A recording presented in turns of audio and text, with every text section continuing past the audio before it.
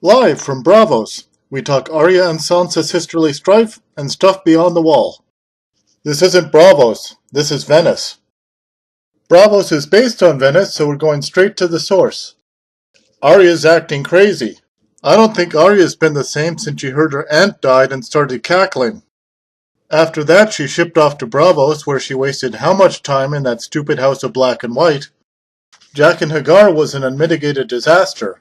Why does a man bore an audience? As for Bran, I can see that it's worthwhile to turn him into a weirdo if it serves some greater purpose, like defeating the Night King. But all he's doing is hanging around Winterfell, creeping out Sansa. I still maintain Arya and Sansa are conning Littlefinger.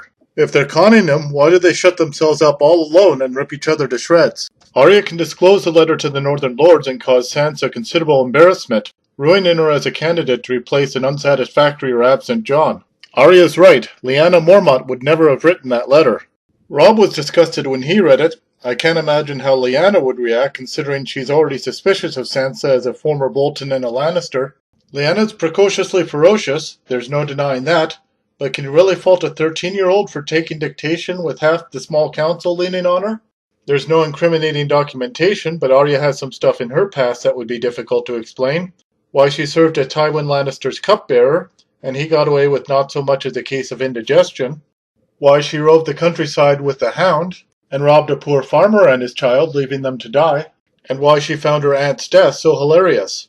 None of this will come to light, but it would certainly be hard to explain. The whole Arya-Sansa storyline has become frustrating and mystifying, and there's really nothing more to be said. Let's talk about the problems we had with the parts of the episode beyond the wall. I thought the Night King was awfully accurate with that spear. He did win the gold medal in the javelin throw at the 264 Volantis Olympics. It seems you've been reading the Sozi Sports Almanacs, but what about that final scene? Between the dead horses and the polar bear white, they've established animals can be turned, so I have no problem with the resurrection itself, but where did they get those chains? It's obvious. Tyrion had a garage sale. I picked up a jackass and a honeycomb for just one silver stag. Well, don't you have all the answers? And I suppose that'll wrap things up.